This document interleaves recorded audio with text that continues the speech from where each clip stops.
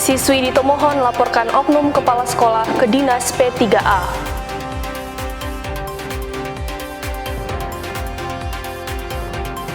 Harga daging sapi dan ayam naik di awal bulan Ramadan.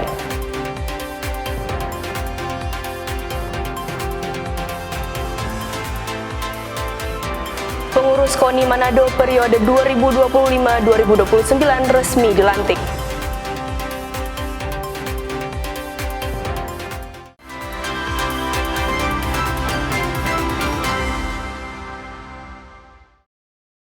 Selamat pagi saudara, apa kabar Anda hari ini? Kita jumpa dalam program Kompas Pagi. Selain 3 berita utama tadi, Anda juga bisa menikmati sejumlah informasi menarik lainnya yang dihimpun tim redaksi Kompas TV. Bersama saya Megumi Sumah, inilah Kompas Pagi selengkapnya. Hanya di Kompas TV, independen, terpercaya.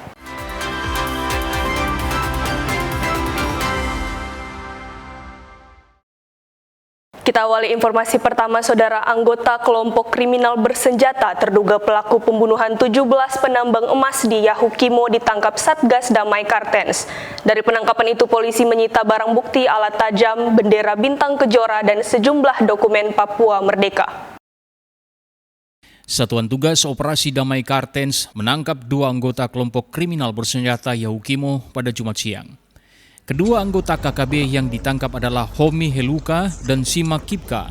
Keduanya ditangkap di sekitar kantor DPRD Yahukimo pukul 11.00 waktu Indonesia bagian timur.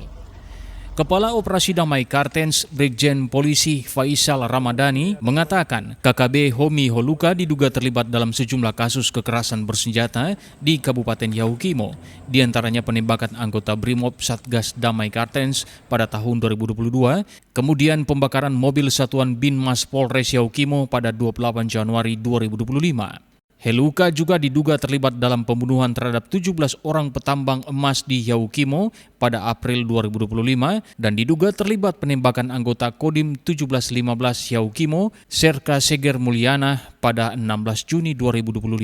Sementara anggota KKB Simak Kipka yang juga ditangkap diduga terlibat dalam aksi pembakaran mobil milik Kepala Kampung Yelma Bil pada 18 Februari 2026 lalu. Dan hari ini kita tangkap salah satu TO yang utama dari Yahukimo atas nama Homi Heluka, di mana dia ini terlibat dalam penembakan anggota kami tahun 2022, ya, meninggal dunia di Jalan Arah Lokpon, kemudian pembakaran mobil Satbimas di Jalan Paradiso, ini tanggal 28 Januari 2025, pembunuhan masyarakat pendulang di sepanjang area di April 2025 yang 17 jenazah itu kita evakuasi. Nah, itu dia termasuk pelakunya. Kemudian penembakan terhadap anggota Kodim Serka Segar Mulyana 16 Juni 2025, dia juga bagian dari kejadian tersebut. Selain itu juga dia melakukan penganiayaan berat terhadap tukang sensor kayu, ya, Edi Sudirman dan saudara Udin meninggal dunia. Kemudian penganiayaan berat terhadap Ujang Supriyatna. Kemudian peristiwa pencurian pembakaran satu unit mobil merek Panther Silver di kilometer 2 Perumahan Pemda Lama. Satu lagi adalah pembunuhan terhadap Daniel Dati dan pengerusakan gedung sekolah. Dan terakhir adalah penembakan terhadap Suwono yang 12 Februari 2026. Jadi ada 10 kejadian yang kita data sampai sore ini, ya, yang kita data, ya, dari tahun 2022. Saat ini kedua terduga pelaku masih ditahan di Mapolres Yahukimo untuk pemeriksaan lebih lanjut guna mengungkap jaringan KKB Yahukimo.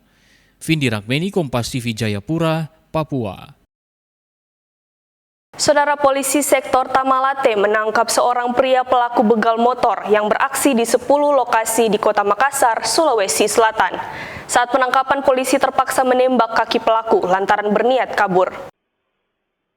Inilah rekaman kamera pemantau aksi begal yang dilakukan dua pria terhadap seorang wanita pengendara motor di Jalan Kumala, Kecamatan Tamalate, Kota Makassar, Rabu 11 Februari lalu. Dari rekaman kamera pemantau, tampak korban dihampiri salah satu pelaku yang langsung melakukan pengancaman menggunakan senjata tajam, kemudian mengambil telepon seluler hingga motor korban. Korban yang diketahui tidak bisa berbuat banyak dan memilih menyelamatkan diri sembari meminta pertolongan. Polisi yang melakukan penyelidikan usai menerima laporan korban meringkus salah satu pelaku berinisial AM 33 tahun di Jalan Andi Mapaodang, Kota Makassar. Saat dilakukan pengembangan untuk mencari rekan pelaku lainnya, AM berusaha melarikan diri sehingga polisi terpaksa menembak kaki pelaku, kemudian membawanya ke Rumah Sakit Bayangkara, Kota Makassar. Dalam aksinya itu dia melakukan hunting di jalan. Kalau menemukan orang naik motor dia sendiri lagi di tempat sepi, baru dia cegat. Itu menggunakan senjata tajam, kan? Menggunakan senjata tajam. Dalam beraksi berapa orang mereka yang benar? Dia beraksi itu keadaan 2 orang, keadaan 3. Dari hasil interogasi setelah kita amankan pelaku untuk wilayah Tamalate, sementara ada 5. Usai mendapatkan perawatan, pelaku kemudian dibawa ke Polsek Tamalate untuk menjalani proses hukum lebih lanjut. Arif Tirtana, Kompas TV, Makassar. Saudara, polisi membubarkan aksi balapan liar di sejumlah jalan di Kota Makassar usai sholat subuh. Parahnya konvoi gerombolan pengendara motor ini sambil live streaming di media sosial. Para pelaku balap liar yang rata-rata masih remaja kocar-kacir bahkan nekat menerobos petugas.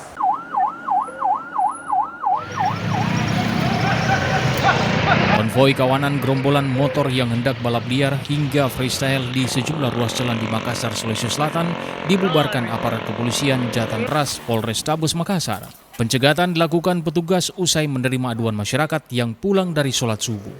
Polisi yang tiba di TKP membuat para pelaku yang masih remaja kocar-kacir melarikan diri hingga melawan arus bahkan nekat menerobos barisan petugas. Kami dari tim Jatanras melakukan patroli antisipasi tim motor dan balapan liar. Dan untuk menindaklanjuti live streaming yang dilakukan oleh kelompok masyarakat, dan ada dugaan akan terjadi balapan liar di wilayah AP Petarani, dan sehingga kami bersama tim Jatanras datang mengecek dan betul telah terjadi konvoi yang diduga akan melakukan aksi balap liar di wilayah tersebut, sehingga kami membubarkan dengan tim yang lain. Guna menciptakan rasa aman di bulan suci Ramadan, polisi terus memperketat pengawasan di sejumlah ruas jalan yang kerap disalahgunakan untuk aksi berbahaya. Rama Pratama, Kompas TV, Makassar, Sulawesi Selatan. Saudara, seorang siswi sekolah swasta di Kota Tomohon melaporkan kepala sekolahnya ke Dinas Pemberdayaan Perempuan dan Perlindungan Anak. Oknum kepala sekolah ini diduga bertindak semena-mena, termasuk mengeluarkan siswi tersebut tanpa sesuai prosedur.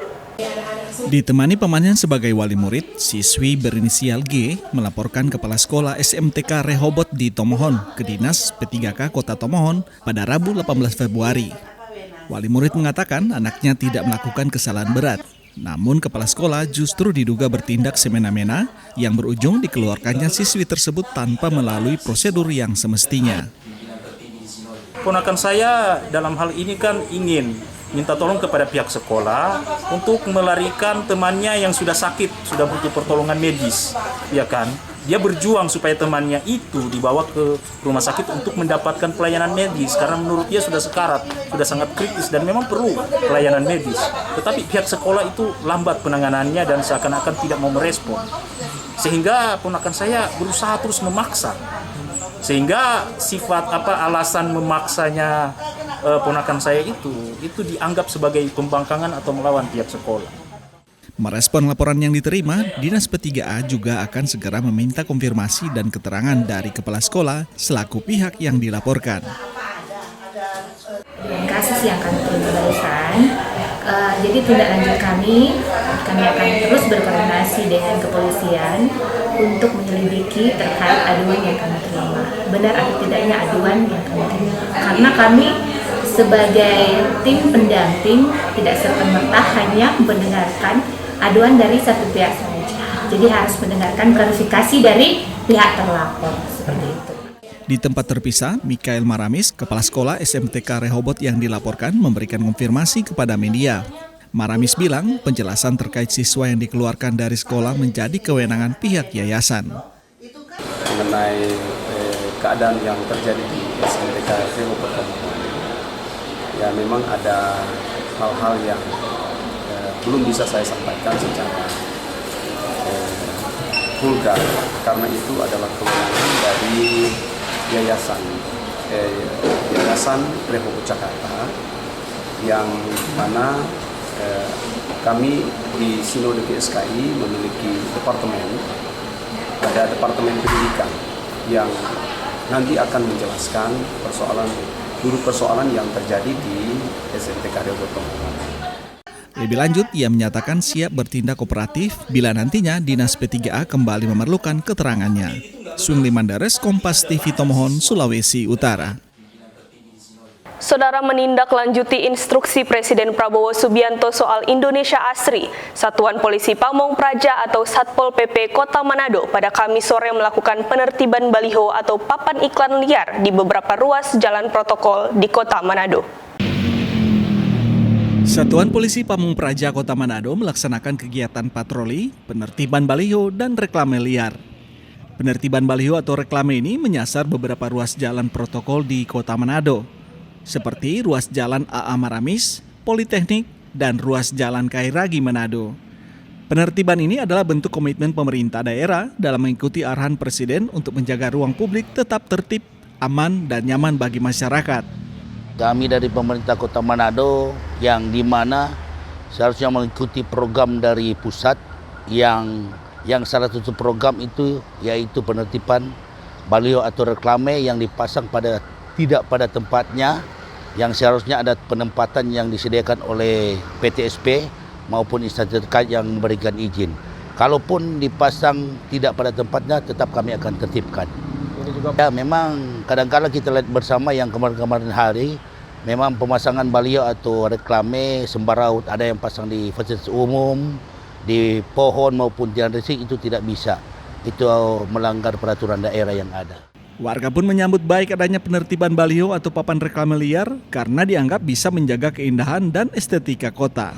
Tentunya saya sebagai masyarakat Manado, saya sangat mengapresiasikan kepada Satpol PP Manado karena dengan adanya ketertiban baliho tentu sangat membantu atau membuat keindahan untuk kota kita, khususnya Kota Manado.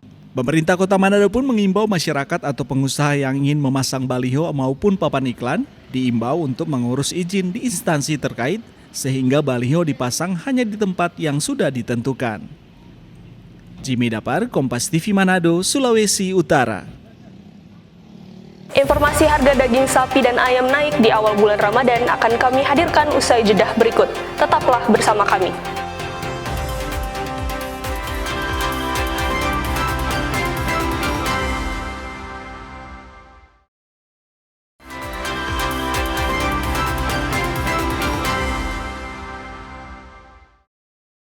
Terima kasih Anda masih bersama kami di Kompas Pagi. Saudara, sejumlah bumbu dapur mengalami kenaikan memasuki momen bulan Ramadan. Bumbu dapur yang terpantau mengalami kenaikan yakni cabai rawit dan bawang merah. Sementara harga tomat dijual bervariasi mulai dari Rp8.000 hingga Rp15.000 per kilogram. Pekan pertama di bulan Ramadan, sejumlah bumbu dapur mengalami kenaikan harga. Di Pasar Rakyat Bersati Kota Manado, cabai rawit dijual Rp68.000 sampai Rp70.000 per kilogram. Pekan sebelumnya, harga cabai masih dijual di rentan harga Rp40.000 hingga Rp50.000 per kilogram. Pedagang bilang kenaikan harga terjadi saat awal bulan puasa karena stok cabai rawit dari tingkat petani terbatas. Adapun wilayah pemasok utama cabai rawit di Pasar Bersati ialah dari Provinsi Gorontalo. Bumbu dapur yang juga mengalami kenaikan ialah bawang merah yang saat ini dijual Rp40.000 hingga Rp44.000 per kilogram. Sebelumnya harga bawang merah dijual di bawah Rp40.000 per kilogram. Rica ada yang 50, 40, 40. Oh, berarti naik ya memang. Harga bawang berapa, Bu? Harga bawang 40. Adapun kenaikan sejumlah bumbu dapur ini berdampak terhadap pengeluaran rumah tangga harian konsumen. Salah satu pembeli yang diwawancarai Kompas TV mengaku, pada Jumat pagi harga cabai rawit mengalami kenaikan jika dibandingkan beberapa hari belakangan. Kenaikan ini pun berimbas pada berkurangnya volume pembelian konsumen di tingkat pedagang. Bumbu dapur apa, Bu, di pasar? Rica, tomat, bawang merah. Oke, dan harganya apa yang naik, Bu? Rica, 70. Sebelumnya biasanya berapa? 65 sampai 50. Untuk harga bumbu dapur lainnya seperti bawang putih, saat ini dijual Rp40.000 per kilogram. Tomat dijual bervariasi sesuai ukuran, mulai Rp8.000 hingga Rp15.000 per kilo, dan cabai keriting merah dijual Rp25.000 sampai Rp30.000 per kilogram. Yana Mika Singal, Kompas TV Manado, Sulawesi Utara. Saudara, pekan pertama bulan Ramadan, harga daging sapi di pasar tradisional Kota Manado naik. Seperti di Pasar Bersahati, Kota Manado, daging sapi sudah dijual Rp140.000 hingga Rp150.000 per kilogram. Kurangnya pasokan menjadi penyebab terjadinya kenaikan harga. Di awal bulan puasa, salah satu komoditas yang mengalami kenaikan drastis yakni daging sapi, yang mencapai harga Rp150.000 per kilogram. Harga daging sapi naik sekitar Rp10 hingga Rp20.000 per kilogram, di mana sebelum bulan puasa, daging sapi hanya dijual Rp130.000 per kilogram. Pedagang bilang kenaikan harga dipicu tingginya permintaan di bulan Ramadan, sementara distribusi dari daerah pemasok terbatas. Disinyalir peternak sapi menahan penjualan sapi sampai menunggu hari raya kurban tiba, di mana harga sapi di momen tersebut menjadi lebih menjanjikan. Sekarang ini dia di angka 140 sampai 150. Ini jelas mengalami kenaikan harga karena kemungkinan besar ke lebaran ini dia petani-petani yang pemilik sapi itu dia saat sekarang sapi masih ditahan karena antara Idul Fitri sama hari raya Kurban itu sudah dekat kan, jadi mereka pemilik sapi mendingan orang sapi ini ditahan sampai hari raya Kurban daripada dijual di Idul Fitri. Sementara itu, warga berharap harga daging sapi terutama di bulan Ramadan bisa turun sehingga tidak berdampak signifikan terhadap pengeluaran rumah tangga. Ini ada kenaikan atau bagaimana? Biasanya kan 30 ya. Ya. Kenaikan jadi 10.000 ya. Ya betul, mungkin harapannya karena memang dikonsumsi banyak orang ya, harapannya harga bisa normal seperti biasa. Tidak hanya daging sapi, kenaikan harga juga terjadi pada daging ayam. Di Pasar Bersahati, daging ayam naik dari Rp38.000 per kilogram menjadi Rp40.000 per kilogram. Yana Mika Singal, Kompas TV Manado, Sulawesi Utara. Informasi lainnya, saudara, memasuki bulan Ramadan, pemerintah Provinsi Gorontalo menggelar pasar murah lapangan Toto Kabila Bone Bolango, Gorontalo, Rabu pagi. Pasar murah sengaja dilaksanakan untuk membantu warga dalam memenuhi kebutuhan saat Ramadan. Hanya dengan Rp95.000, warga bisa membawa pulang 7 komoditas pangan. Warga di Kecamatan Kabila desak-desakan memadati pasar murah yang digelar pemerintah Provinsi Gorontalo bekerja sama dengan Pemkab Bone Bolango pada Rabu pagi. Sejumlah bahan pangan dijual murah untuk warga setempat. Hanya dengan Rp95.000, warga bisa memperoleh 7 bahan pangan, seperti beras 5 kg, telur, minyak goreng, bawang merah, serta cabai, gula putih, dan daging ayam. Pasar murah sengaja digelar di awal Ramadan bertujuan meringankan beban warga kurang mampu dalam memenuhi kebutuhan bahan pokok. Pasar murah juga sengaja dilaksanakan untuk menstabilkan harga bahan pangan di pasar tradisional yang kerap naik jelang bulan puasa akibat tingginya permintaan. Setiap warga yang datang wajib menunjukkan identitas kependudukan yang kemudian ditukarkan dengan kupon yang telah disiapkan petugas. Satu identitas diri mendapat 1 kupon dengan total belanja Rp95.000. Pada pasar murah ini, pemerintah menyiapkan kurang lebih 1.000 kupon. Nah, hari ini kami menyediakan ada 10 paket. 10 paket yang terdiri dari beras, gula, bawang merah, cabai dengan ayam. Nah, total keseluruhan itu kalau kita hitungkan besaran subsidi yang kita lakukan kurang lebih 65%. Jadi kayak beras kita jualnya 20.000, kita 5 kilo, kita jualnya 20, jadi 5.000 1 kilo. Nah, yang lainnya rata-rata 10.000, telur 10.000 10 butir.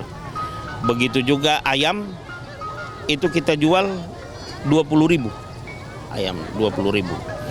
Jadi semua dengan subsidi yang tadinya kita perhitungkan hanya dibayar oleh masyarakat kurang lebih 95.000, sudah mendapatkan 7 komoditi yang kita lakukan. Nah, hari ini hari kedua kami melakukan operasi pasar. Dan perlu juga kami sampaikan bahwa operasi pasar ini atau pasar murah ini kami lakukan di saat kondisi dalam rangka menjelang hari-hari besar keagamaan.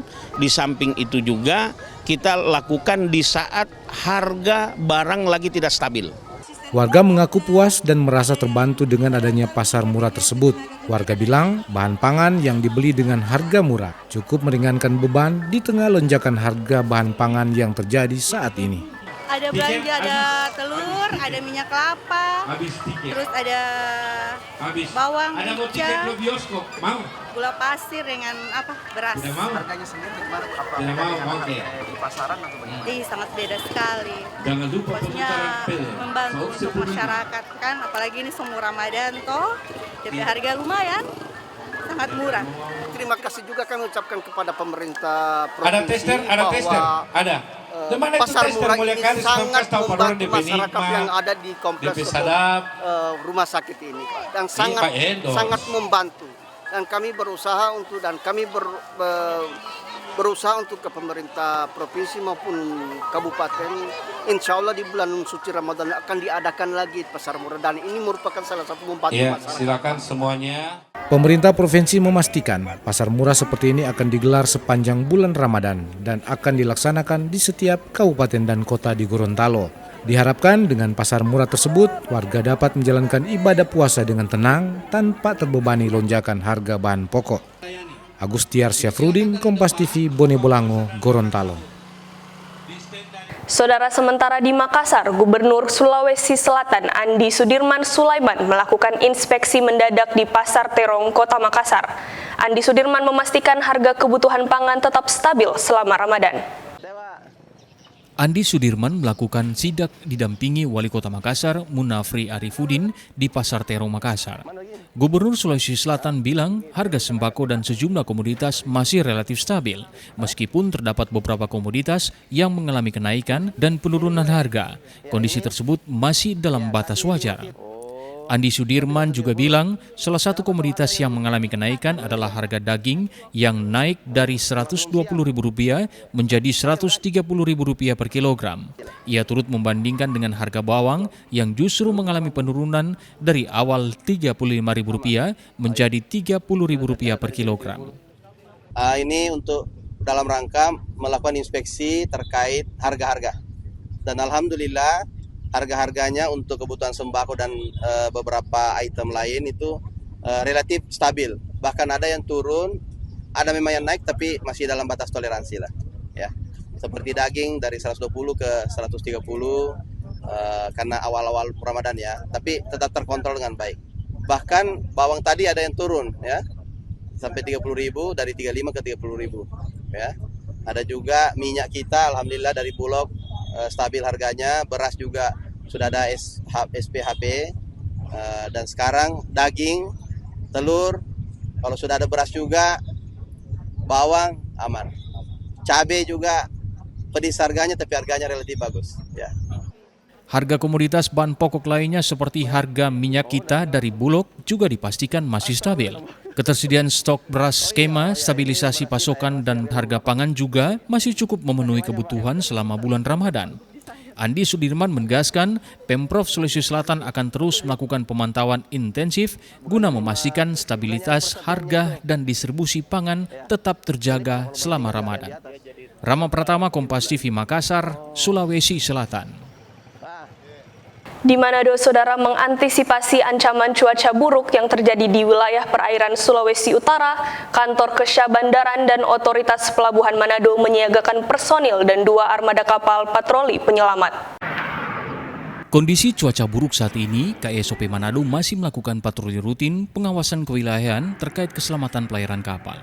2 kapal patroli disiagakan pihak KSOP sebagai upaya pencegahan dan penyelamatan kecelakaan di laut. Langkah ini dipertegas untuk mengantisipasi tingginya mobilitas masyarakat sekaligus potensi cuaca ekstrim yang kerap terjadi di wilayah perairan Kota Manado sejak memasuki awal tahun 2026. Jadi dapat kami sampaikan bahwasannya untuk fungsi kami kapal-kapal patroli kami itu melakukan patroli. Nah, akan tetapi jika ada kondisi darurat, misalnya ada kondisi SAR, kami juga ikut membantu. Untuk kondisi SAR, kami bisa memfungsikan kedua kapal ini. Akan tetapi kita lihat sendiri kondisinya tidak cukup besar, jadi mungkin untuk jangkauannya tidak terlalu jauh. Selain mendukung pengawasan operasional, KSOP Manado juga akan mengoperasikan posko angkutan laut mudik lebaran tahun 2026 yang berfungsi sebagai pusat pemantauan pergerakan kapal dan penumpang sekaligus sarana koordinasi lintas instansi. Jimmy Dabar, Kompas TV Manado, Sulawesi Utara. Saudara, informasi umat Tridharma laksanakan doa mohon petunjuk pelaksanaan Cap Gomeh akan kami hadirkan usai jeda. Tetaplah bersama kami.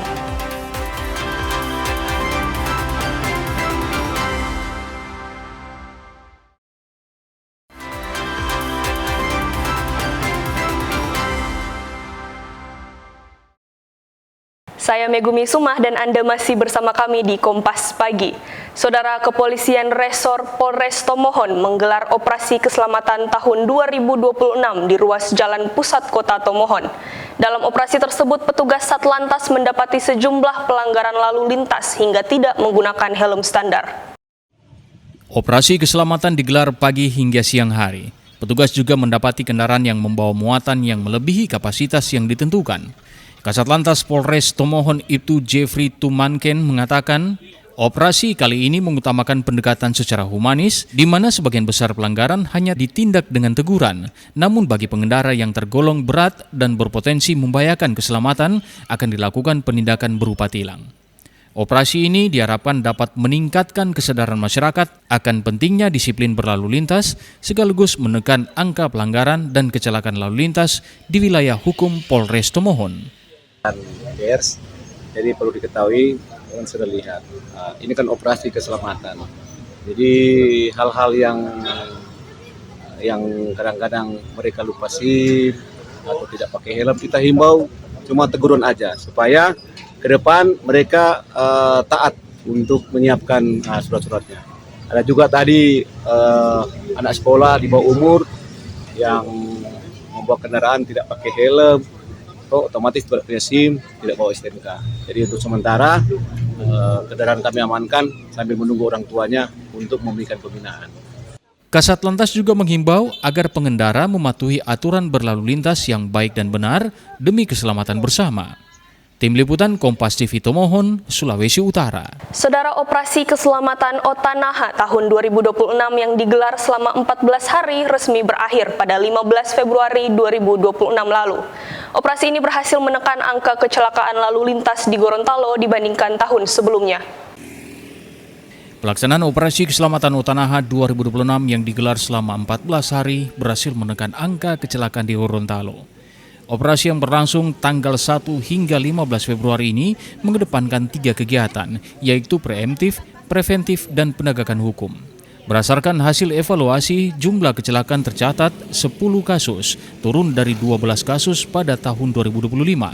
Jumlah korban meninggal dunia juga menurun dari 5 menjadi 3 orang. Kerugian material pun ikut turun dari 123 juta rupiah, kini menjadi 20.200.000 rupiah.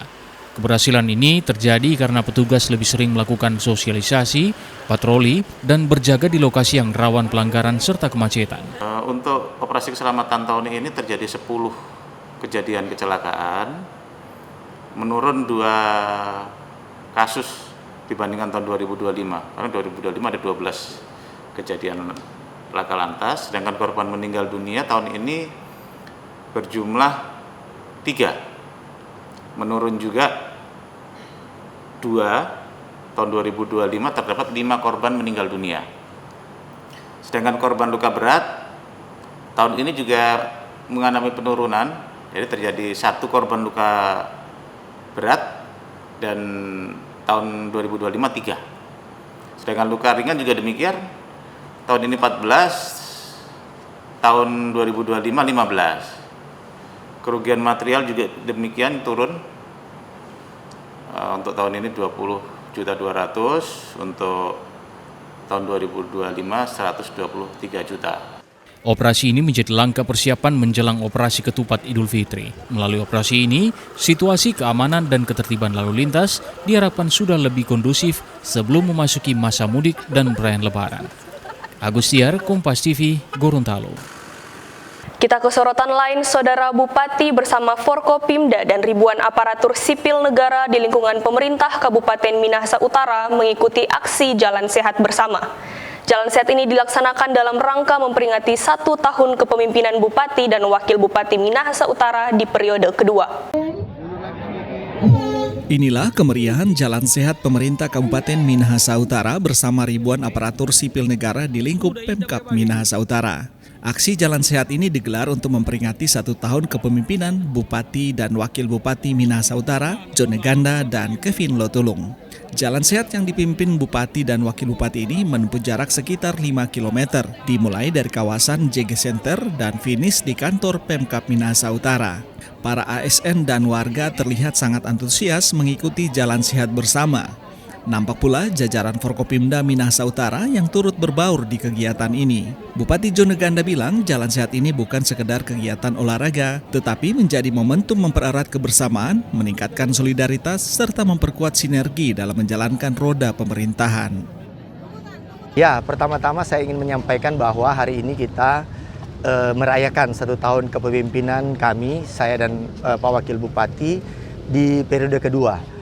Tadi dalam sambutan saya menyampaikan bahwa tantangan-tantangan kita ke depan tentu ada. Tetapi kita tentunya berharap bahwa kekompakan kita, kebersamaan kita, baik ASN, Forkopimda yang ada di Kabupaten Minahasa Utara ini akan mampu menghadapi dan membawa Kabupaten Minahasa Utara menjadi lebih baik. Apa yang sudah kita capai sekarang ini tentu sudah kita bisa lihat berbagai macam prestasi pencapaian yang diharapkan kita sudah capai. Tetapi life must go on ya. Jadi tetap kita akan berusaha untuk terus meningkatkan apa yang ada di Kabupaten Minahasa Utara ini, terutama tantangan bagaimana kita meningkatkan PAD kita. Baik ASN dan elemen masyarakat mengaku bangga dengan kepemimpinan Bupati dan Wakil Bupati saat ini, karena banyak program yang bisa dirasakan secara langsung oleh masyarakat di Kabupaten Minahasa Utara. Salah satunya di bidang kesehatan, di mana masyarakat Minahasa Utara bisa mendapatkan layanan kesehatan secara gratis di semua tingkat fasilitas kesehatan yang ada. Saat ini dengan kepemimpinan Bapak JG KWL memang betul-betul senantiasa memberikan yang terbaik buat masyarakat dengan begitu banyak hal inovasi maupun prestasi, bahkan dampak yang baik yang boleh dirasakan oleh masyarakat. Dan sungguh kami bersyukur mempunyai pemimpin yang benar-benar bisa memberi yang terbaik untuk kami masyarakat yang ada di Minahasa Utara. Ya, saat ini dengan program yang ada, dengan adanya program UHC bagi seluruh masyarakat Minahasa Utara, sudah mengcover dan memberikan pelayanan untuk masyarakat Minahasa Utara, di mana semua masyarakat itu di-cover untuk pelayanan kesehatan. Tinggal bagaimana meningkatkan kesadaran masyarakat untuk datang berobat dan memanfaatkan fasilitas yang sudah diberikan oleh pemimpin kita. Mana kita lihat banyak langkah-langkah nyata yang dilakukan oleh pemerintahan JGKWL di Minahasa Utara, dan kami harapkan di tahun-tahun yang akan datang, walaupun kita tahu ada efisiensi anggaran, agar pemerintah kabupaten bisa berkoordinasi dengan pemerintah provinsi dan pemerintah pusat, di mana kita lihat masih banyak jalan-jalan yang sering menjadi viral di media sosial, khususnya Jalan Soekarno yang saat ini kita lihat masih perlu banyak perbaikan. Nah, kita lihat walaupun sudah sering berkoordinasi, tapi realisasi untuk perbaikan jalan yang sudah banyak memakan korban kita lihat masih kurang. Bupati Jone Ganda juga berharap di momen ini seluruh ASN dari tingkat atas hingga bawah bisa meningkatkan dan memberikan pelayanan yang maksimal kepada masyarakat. Jimmy Dapar, Kompas TV Minahasa Utara, Sulawesi Utara. Saudara, hari keempat dalam bulan pertama penanggalan kalender Tionghoa, umat Tridharma di Klenteng Ban Hin Kiong, Kota Manado menggelar sembayang bersama. Prosesi sembayang bersama ini untuk memohon petunjuk dari Yang Maha Kuasa apakah perayaan Cap Gomeh direstui untuk digelar di luar kelenteng atau tidak. Umat Tridharma di Klenteng Ban Hin Kiong menggelar sembahyang bersama dalam rangkaian menuju puncak perayaan Cap Gomeh yang jatuh pada 3 Maret 2026 atau hari ke-15 pada bulan pertama kalender Tionghoa. Ritual sembahyang ini berlangsung di dalam kelenteng dengan tujuan memohon petunjuk dari Yang Maha Kuasa apakah perayaan Cap Gomeh direstui untuk digelar di luar kelenteng atau tidak. Prosesi sembahyang disertai dengan pembakaran dupa ini berlangsung dalam beberapa sesi dan diikuti seluruh umat Tridharma dengan tuntunan petugas sembahyang. Setelah doa dan pujian disampaikan, seorang petugas sembahyang akan melempar kayu poapui yang akan jatuh di lantai depan altar untuk menjadi penanda restu perayaan Cap Gomeh dilangsungkan di luar kelenteng. Jimmy Budijaya Binsar, Ketua Tempat Ibadat Tridharma Klenteng Ban Hin Kiong bilang, perayaan Cap Gomeh yang jatuh pada hari ke-15 dalam bulan pertama Imlek 2577 Kongsili, umat Tridharma diperkenankan untuk merayakan di luar kelenteng. Restu ini disambut sujud syukur dan sukacita umat Tridharma di Klenteng Ban Hin Kiong lantaran setelah menunggu 40 tahun sejak 1986 Masehi hingga 2026. Perayaan Cap Gomeh di 3 tahun terakhir selalu direstui Tuhan Yang Maha Kuasa untuk digelar di luar kelenteng. Umat Klenteng Ban Hin Kiong memang itu sudah menjadi program tetap.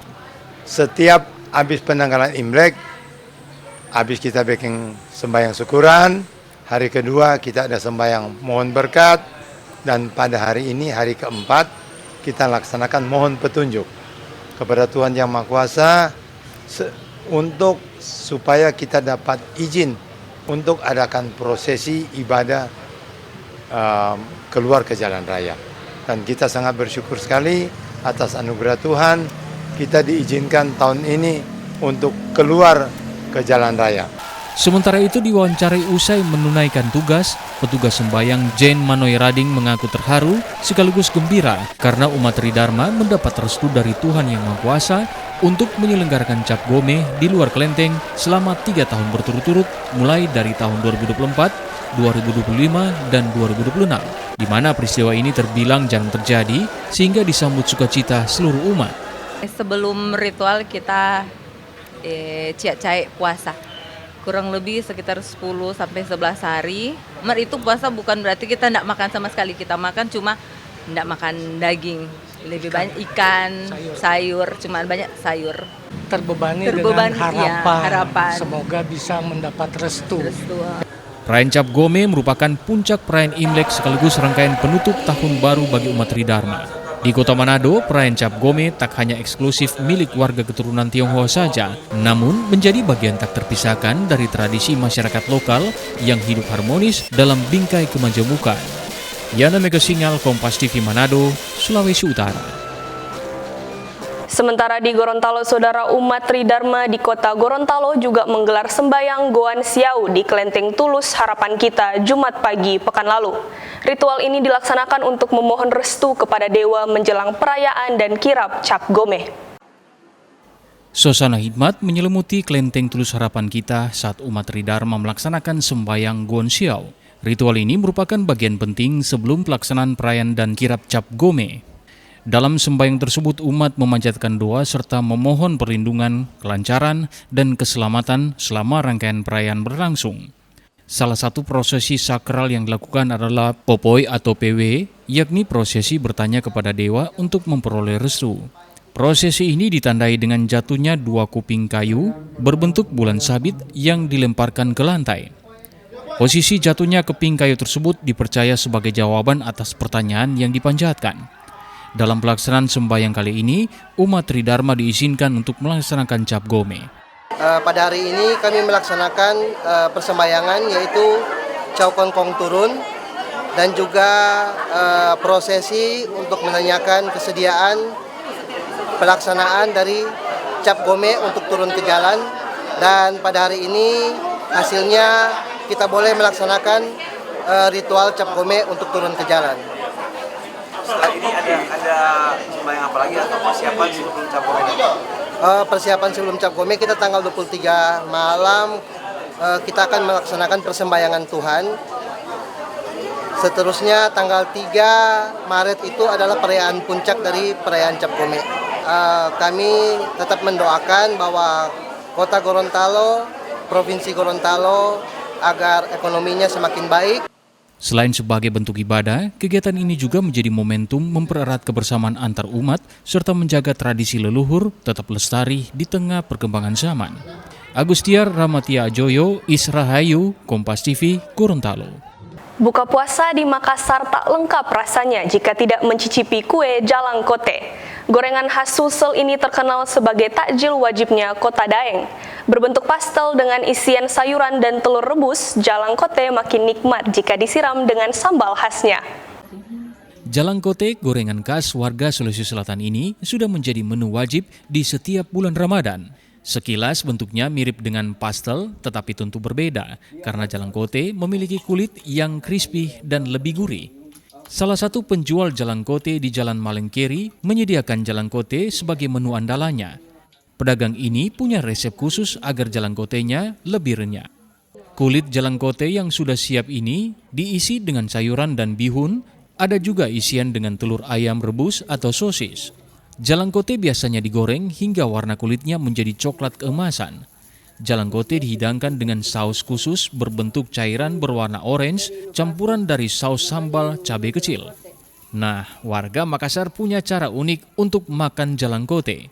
Biasanya ujung jalangkote akan dipotong lebih dahulu, lalu disiram saus. Begitu masuk ke mulut, kita bisa merasakan sensasi kulit yang crispy, isian yang penuh dan sambal pedas. Tak heran jalangkote sangat digemari baik anak-anak dan orang dewasa. Suka makan suka makan jalangkote? Iya. Kenapa suka jalangkote? Karena rasanya enak dan karena enak. Apa yang disuka? Dalamnya. Apa-apa itu isinya kebiasa? Wortel, sama kentang. Apanya yang bikin enak gitu jalangkote selain isinya? Gurih. Kalau kulitnya bagaimana? Crispy. Crispy suka pedas atau yang tidak pedas? Enggak. Pedas dia. Di bulan Ramadan penjualan jalangkote meningkat tajam. Aso, pemilik usaha gorengan Asoy, mengaku Ramadan jadi musim panen karena penjualannya bisa naik hingga 3 kali lipat, dari 200 menjadi 500 piece per hari. Asoy ini kan khas Makassar, makanya kita buat jalan kote ini, apalagi bulan Ramadan orang cari jalan kote seperti ini, makanya kami sajikan ke masyarakat. Dan untuk jenis jalan kote dengan kue-kue lain seperti pastel itu agak berbeda, kulitnya berbeda dengan pastel kalau untuk jalan kote ya. Dan itu pun lagi harus menggunakan, kita menyajikan pakai namanya sambal atau lombok khas Makassar ya. Itu pun yang lombok juga beda. Dan kalau isinya mungkin apa sih sebenarnya? Untuk isinya sayuran ada seperti wortel, ubi jalar, dan bihun. Itu saya istinya untuk pembuatan jalangkote kami sendiri. Selain enak, jalangkote tergolong murah, hanya Rp2.500 saja per buah. Tak heran, jalangkote jadi takjil paling laris dicari warga Makassar saat bulan Ramadan. Tak hanya dijual langsung, di rumah kebanyakan pesanan masuk melalui media sosial. Nila Rustam, Kompas TV Makassar, Sulawesi Selatan. Pengurus KONI Manado periode 2025-2029 resmi dilantik. Tetaplah bersama kami.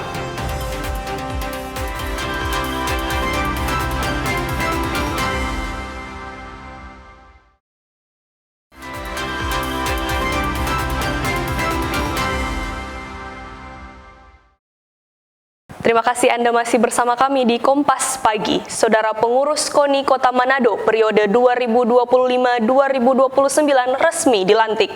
Usai pelantikan KONI Manado diminta bersiap jadi tuan rumah bagi gelaran PON Bela Diri Juni 2026 mendatang.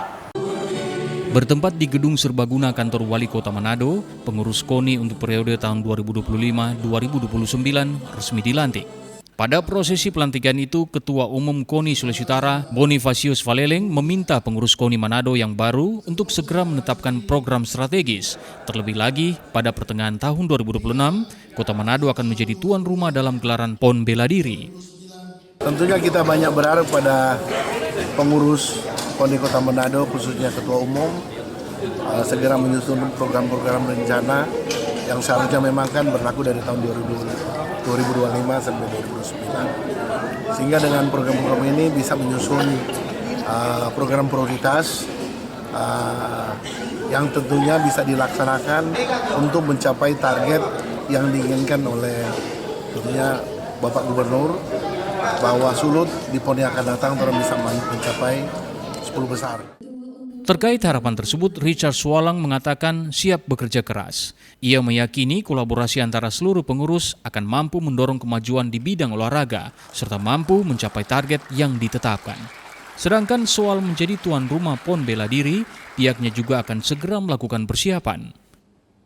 Di Kota Manado dengan di Sulawesi Utara, PON Sulawesi Utara, dan tentu dengan pemerintah Kota Manado. Karena ada ini yang tadi Pak Ketua Umum KONI Sulut menyampaikan dalam sambutan, ada beberapa agenda dan beberapa target-target yang perlu kita capai. Ya, ini perlu kerja keras, bukan saja dari KONI Sulut, tapi juga KONI di daerah, termasuk di KONI Kota Manado, supaya koordinasi dan kolaborasi ini bisa menghasilkan kebanggaan bagi Sulawesi Utara.